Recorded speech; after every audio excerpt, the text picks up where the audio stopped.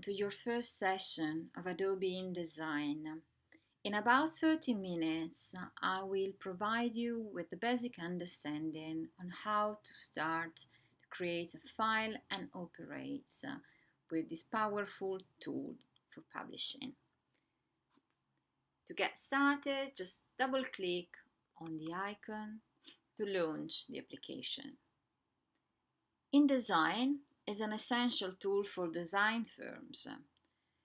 It is also widely used by advertising agencies, for magazine, newspapers, book publishers, freelance designers around the world.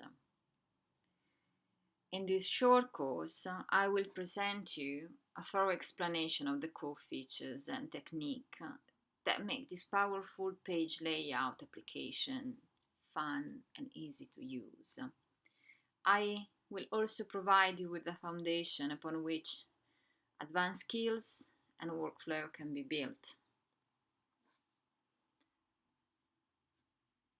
I want to show you how to navigate and customize the workspace, how to manage documents and pages, work with text frames and graphics, and then export and print finished documents. Now, to get started, as you can see, once the application is launched, there's a new dialog box where on the left hand side you see 4 options: home, learn, create new, and open. And then the 5th one, what's new. Now we don't need to click on home nor learn. Learn, it's a link that takes you to videos that are created for self-learning. What we want to focus on are the options create new and open. As they both suggest, create new, it's the option when you want to create a new file. Open is when you want to open a pre-existing one. My goal for this session is to get you acquainted enough with InDesign so that you can create a new InDesign file or edit a file that someone else has made. This is indeed the basic of the basics. So let's dive in it. When you first launch InDesign, you'll see this thing called homepage. And this gives you quick access to any recently opened documents. You just need to click on any of these documents down at the bottom to open it. But now we want to create a new file. So we come here, clicking Create New.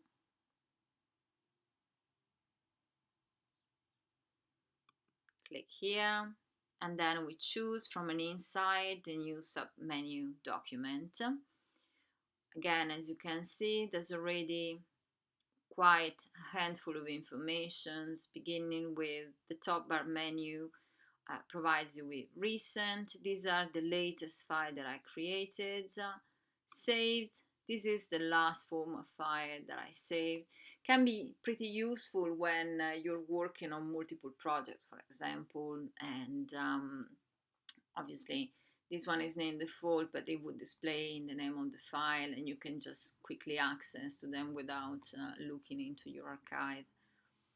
Then you have the options print, web, and mobile.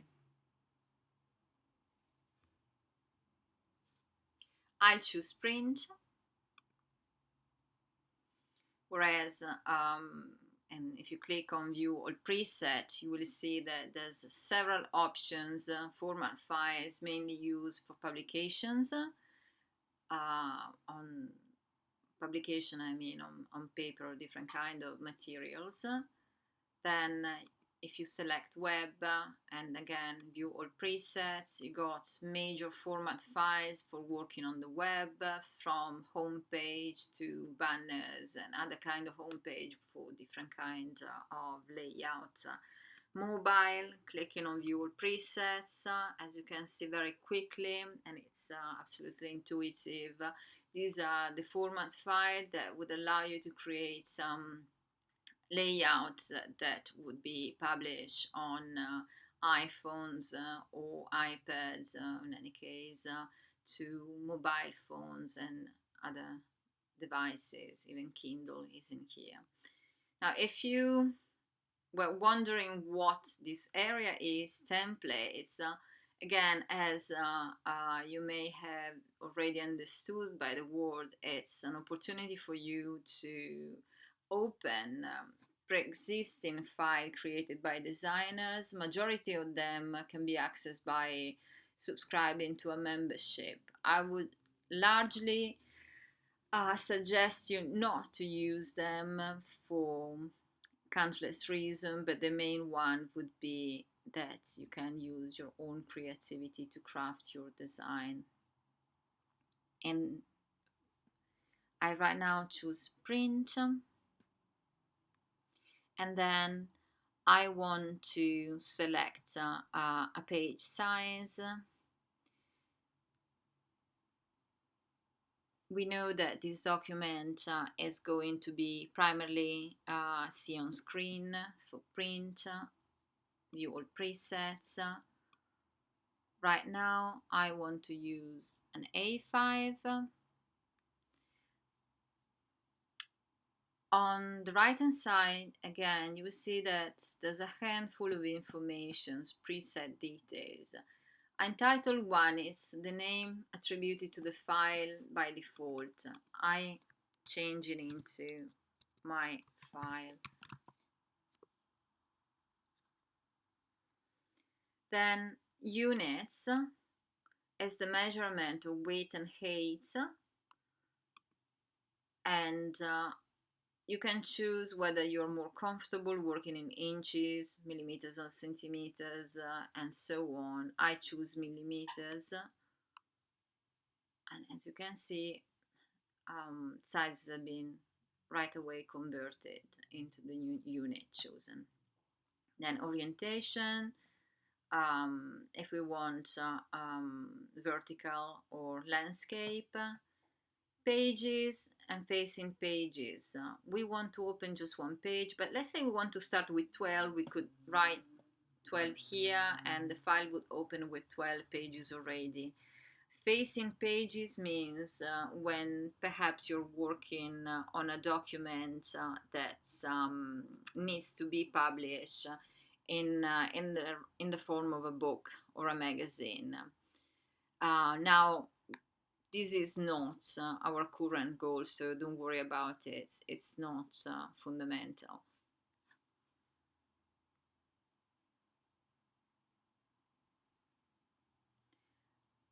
Moving, so with the select facing pages, we just need one page. Scrolling down, columns, nothing that you need to worry. For the moment, we just keep one column by default. You may input 2-3 columns, for example, when you're making use of a kind of more articulated design and you want to create, for example, the layout of a magazine. Margins, I tend to use 10. In my experience, it's the kind of common measure that you come across in any kind of publication, but also considered to be the safest one when you trim your pages. As you have noticed, the moment in which I input 10, all the other windows change accordingly. This is because I have selected the chain. If we want to input different measure, we just click on this one. It becomes deselected, and then we can change them accordingly. Bleed and slug,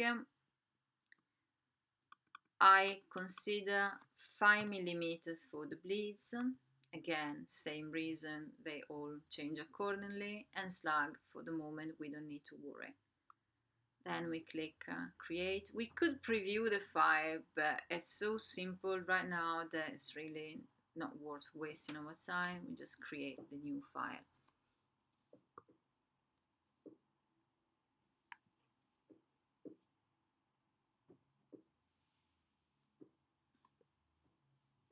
Now, as you may have noticed, again, there's a handful of informations once the page has been opened. Um, Up here we can see my file, so it gives you already indications about the title of your file. I have selected by default the selection tool, and this in dialog box info, it gives me information in real time where I am positioning myself within the page. Then I have several other tools. I will not take you through all of them because these are kind of advanced informations and may just confuse you at this stage. What we all need to know for now, it's this is the tool you will need to use when you want to type text. It cannot be used by itself because if I just click on text and I start to type, you see nothing happens. It's because in order to create some text, we need first to start with a rectangle frame. If I click on the rectangle icon, as you can see, there are several options. The one that is usually more straightforward when we need just to write is obviously a rectangle, but for more complex shapes we may use ellipse frame and polygon frame. For the time being, let's not complicate our life, let's just create a rectangle frame. Double click. InDesign opens a new dialog window for me, options with an 8. So I can comfortably just type in my measurements. For the time being, I just type 50 and let's say 90. And OK. Now, my window at the moment is randomly positioned within the page. So how can I understand where that is located and change it? I go under properties on my right hand side. So you see already indications. Now, this reference point means that measurements are taken from the left hand corner. This is 28 millimeters by 41.5, so from left to right and from top to bottom. I like to work with simple measurement that, rather than complicating my life, can actually help me to remember more easily what I'm doing. Appearances, it's an empty box in terms of colors. Stroke, I don't need to have any stroke at this stage, but if I want to create a kind of frame around it, I can click in here and select, let's say 1 point, and then decide in which way I want it to be. But like I said, I don't want to have any kind of frame at the moment, so back to 0. Alignments. Okay, this is again something slightly more complex. It deals when you have multiple frames within the page and you want to quickly, I show you, you want to quickly have them organized within your page. So you just click on them, for example, and then selecting here, you see how they quickly position themselves, aligning on the left hand side. So let's get back to our first rectangle frame. Now we need to write some text in it, so we can click finally type. No matter where you click, it will start from the left hand corner, the top left hand corner. So let's say this is my file, my first file.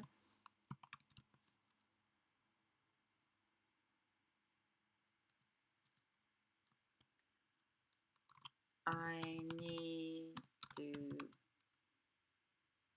grasp basic fundamentals elements of working in InDesign. Today I will learn how to create a new file,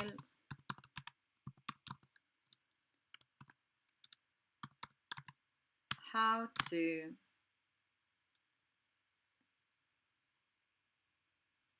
write text,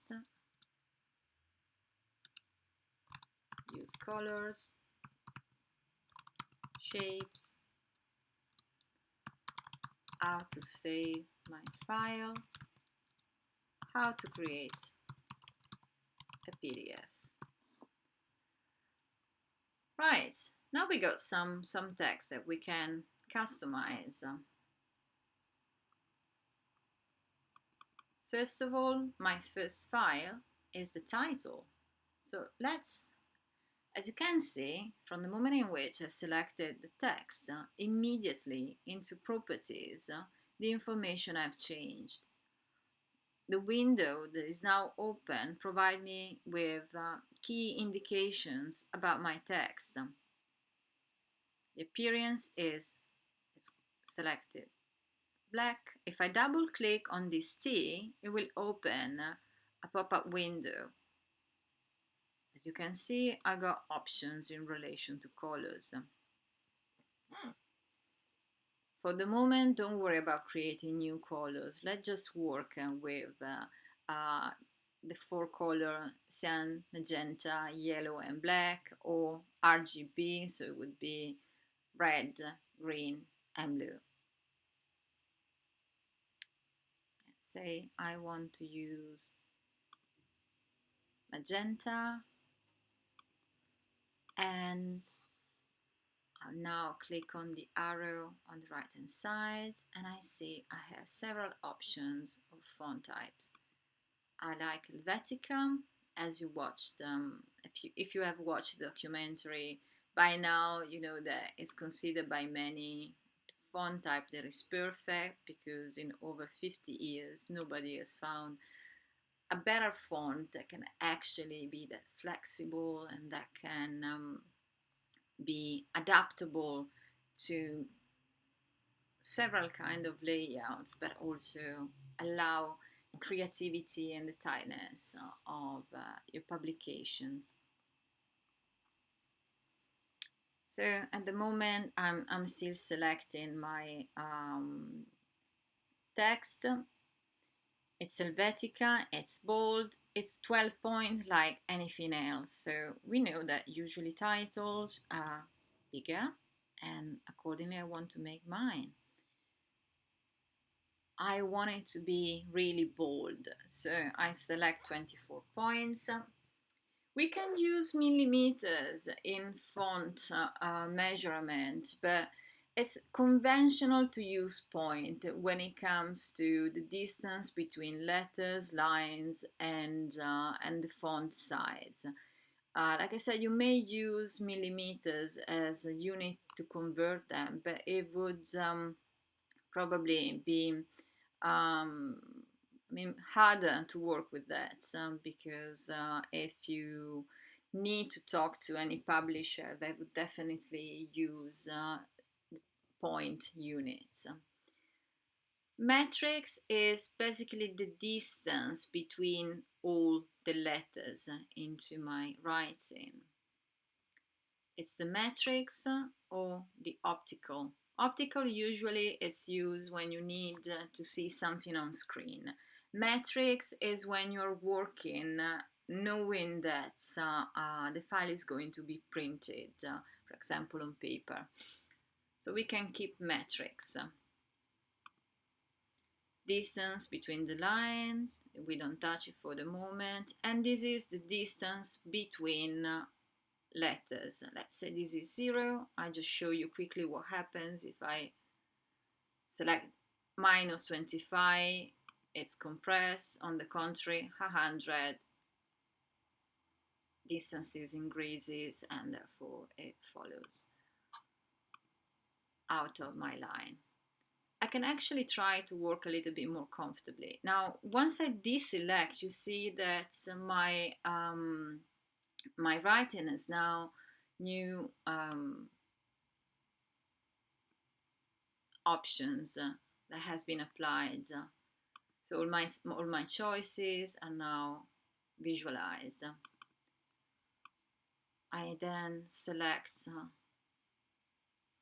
the body text, and in here I select my font type. It is advisable in any kind of printout not to make use of too many characters.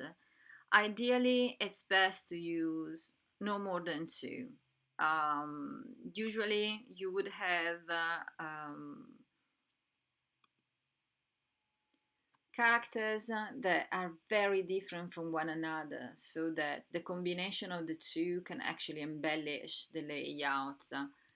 But again, in my way of working, I'd rather have a similar font, one font only, I mean, and then eventually a characters that might emulate the handwriting, just to embellish the page and make it perhaps less ordinary. For the time being, we select again Helvetica Neue, and then I like to select light because I like the contrast between characters. Once I deselect, all my choices are applied, and then I want to make this text a little bit more interesting, adding bullet points in here. So how can I do that? I just scroll down, you see bullet point and numbering. There we go. And I increase the size of my rectangular, say 90. Okay. So now I want to use a photograph just to make my page look a little bit nicer. I choose to position my image on the top of the page, so I just click and I drag my text. I can also just input the informations in here, say again 130. Similarly to what we've done before, I click on the rectangle tool. This time, rather than being the one rectangle frame tool, it's the rectangle tool. I double click,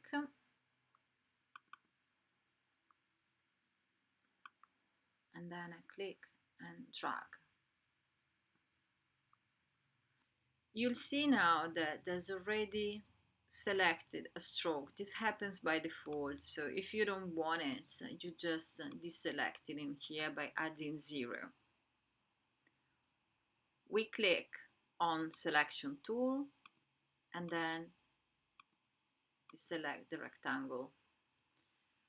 Shortcut would be Apple D if you're working on a Apple computer. Otherwise, you go on the main menu and click on File, scroll down to Place.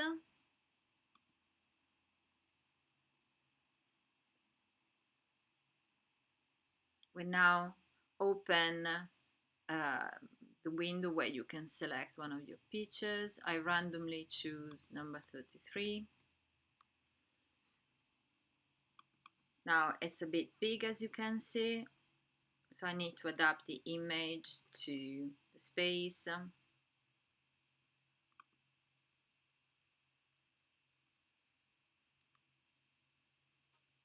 I can select from edit, paste in place. Sorry, it's just created. It was something different in the memory. Then you can click on Command and Alt and drag and drop. And drag and decrease the size of your image.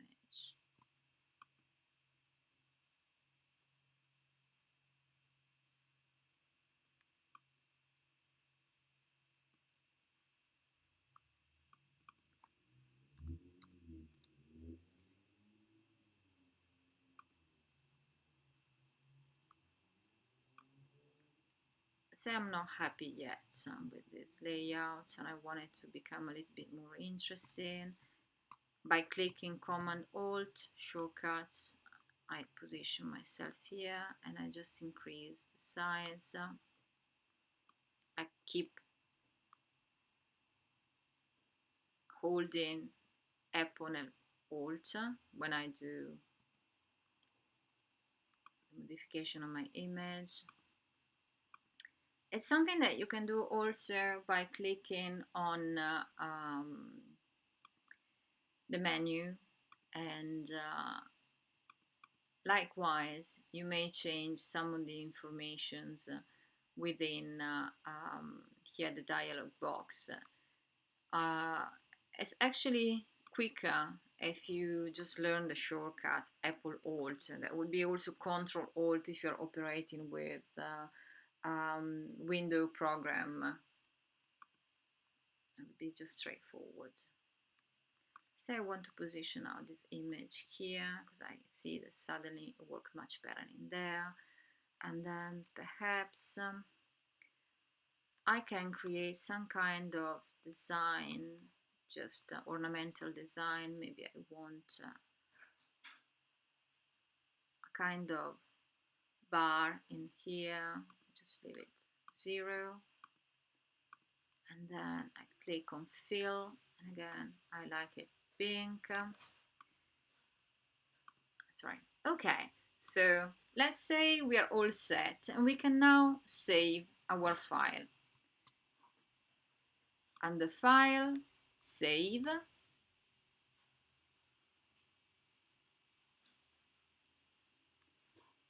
Don't worry if it says Save As, it's actually Save. I will save it in my documents. You see InDesign 2021 document.